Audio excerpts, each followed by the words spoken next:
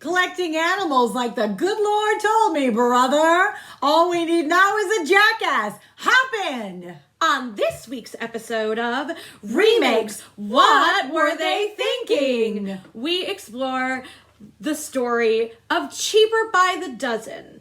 The 1950 original picture of Cheaper by the Dozen is a film biography of the Gilbreth family that had 12 children, and they lived around the turn of the century. Whereas the remake, I guess they just kept the title and the Not a 12 biography. Children. Mm-hmm.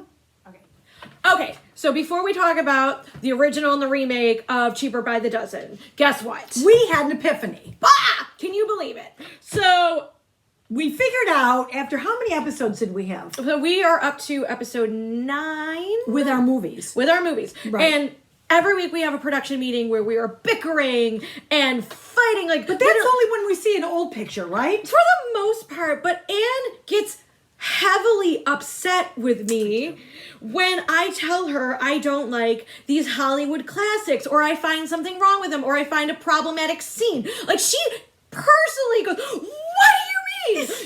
And she goes on this tangent. And I figured out why. I figured out why. Okay, good. Because I love the old movies. I love the culture that's infused in it, and the stars that were in it, and the look into history. And I couldn't wait to share that with her. And like, I wouldn't watch them. I mean, but I realized it's because she's my only daughter. So I felt she was probably a mini me, and she should like everything that I like. But I don't. Guess at what? all. No. No. So I'm taking that in. Yeah. And I'm coming to terms with it. Look, I have my own reasons for hating Hollywood classics. Look at the field I'm in. I sing an art form that's over 400 years old. It's not the time period at all, okay? So let's just get that passed, okay? But at the end of the day, I hope that our production meetings will go smoother now that we've figured out what is wrong with us when it comes to viewing these movies. I'm working on it. She's working on it, thank God. Okay, so we'll start with Cheaper by the Dozen. The original. The original. It tells the story, the real life story of the Gilbreth family. Frank Gilbreth is a time management expert, and he and his wife raised 12 children. 6 boys, 6 girls. However, the beginning of the movie, I'm counting them and going, there's only 11, and then later in the movie they have... Did you find yourself counting the kids all the time? I was always counting the kids. But nonetheless, like, literally the 12th shows up the middle of the movie. Yeah. So basically he has standards of which how to raise his kids, education. He gets an opportunity to move his family from Providence, Rhode Island to Montclair, New Jersey. So they all get in the family buggy and head to Montclair, New Jersey. And he insists on meeting the teachers. I respect that. Okay.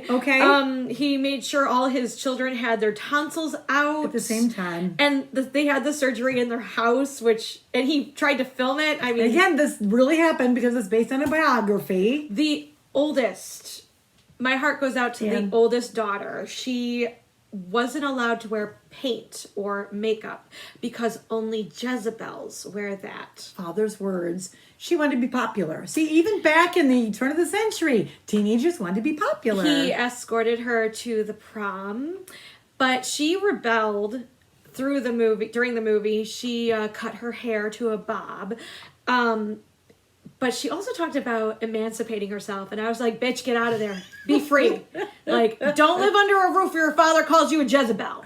Like, I like that they had family meetings because we had those when I was growing up, and there were 6 of us. So we had a democracy. Every meeting there was a young boy, one of the kids, who would stand up and say, I think we need a dog. Get the kid a dog. Like, for $5, you can have a dog. Did you know that?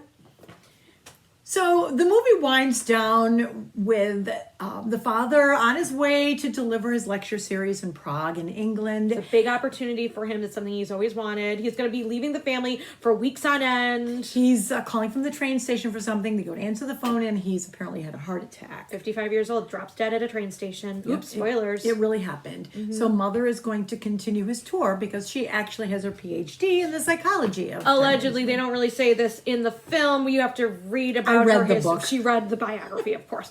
But of course, we don't really know how the story ends because the narrator has to fill it in for us. So we have a narrator. And that's like my big problem I have with this movie. This is a pet peeve. This is a pet peeve I have with basically every movie. Don't like if narrators? you need to tell me what's going on and how I should be feeling and how I should be reacting and why the character is doing what they're doing, then clearly this is not a good film. So no narrators. No narrators ever. Okay. Ever. I hate them. All right then. Ugh. All right, time to talk about the remake. Here we go. Okay. So I maintain that it's not really a remake. The only thing they kept was the title of the film The 12 Children. and the fact that the father received his dream job. Mm-hmm. Now, they did say that the mother was a writer and she wrote a book, Cheaper by the Dozen. And her maiden name was Gilbreth. So that's it. That's it. The rest of it seemed like to be a free-for-all of how much mess these kids can make. How many things can they break? Right? They were just little brats. I mean, They were, yeah. I had a problem with the fact that no one had chores. Right? Why didn't these kids have chores? They were, They were very rude. yes. They got their way. They were. I found them to be very spoiled, and it was. I mean, it made me think. Like, especially when we were talking in our production meeting, what if this movie were a cartoon? Like, maybe the jokes would have made more sense. It wasn't for me believable. They missed the cohesiveness of a family. And okay, so they both had their dream jobs. They both had to leave, come and go. And who's going to take care of the kids? Well, the oldest is 22. She's not living at home. No. And so you've got a couple teenage kids and the rest, bing, bang, bang, whatever. But nobody was doing anything. Why didn't they give them chores?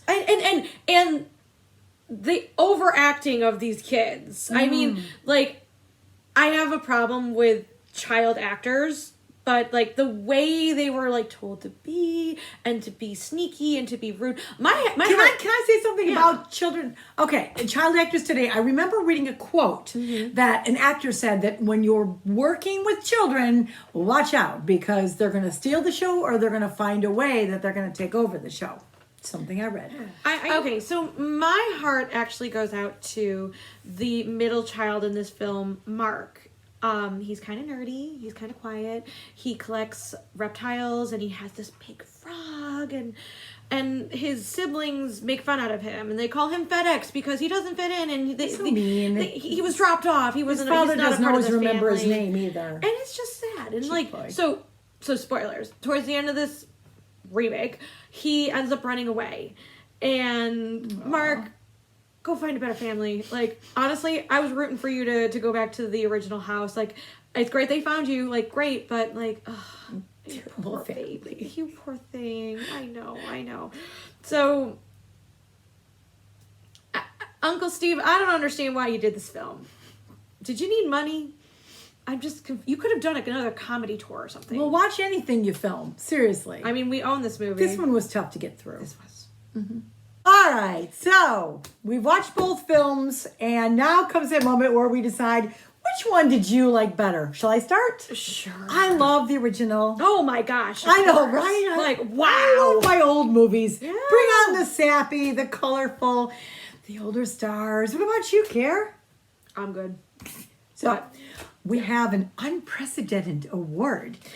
So we both agree that the 2003 Cheaper by the Dozen is not really a remake. I mean, they're gonna say it's a remake all day long. Hollywood can do that, but so we are giving Cheaper by the Dozen 2003 the participation award for nice try. You're not a remake. You are a waste of my time and Anne's. Huzzah. So we're going to wrap this up because all this talk about dozens reminds me I need to fill up the cookie jar. I need to bake. Woman, get in the kitchen and make me some cookies. Okay. So we actually know our next two themes for the next two episodes. So our first episode is going to be episode 10. Huzzah! Yeah. We've made it this far during a pandemic. Oh boy. So, Anne, what's our theme? So episode 10 is going to be centered around the shop around the corner, starting with the original black and white version. The remake is the musical In the Good Old Summertime, and the contemporary remake is You've Got Mail by Nora Ephron, one of my favorite movies. So then the week after that or whatever, episode 11, we are going to be watching Ocean's 11. Perfect. So We're going to start with a 1960 heist film starring Dean Martin, Sammy Davis Jr., and the Rat Pack. And we're going to follow it up with the 2001 thriller, heist, adventure. Love this movie with George Clooney and Brad Pitt, both delicious in suits. Sounds like fun. It's gonna be fantastic. Looking forward. So until then, of course, as always, folks, we love you. Stay safe, stay well, wear your mask. Keep in touch. Of course. Thanks for watching. We love you. And as always, until next time, bye.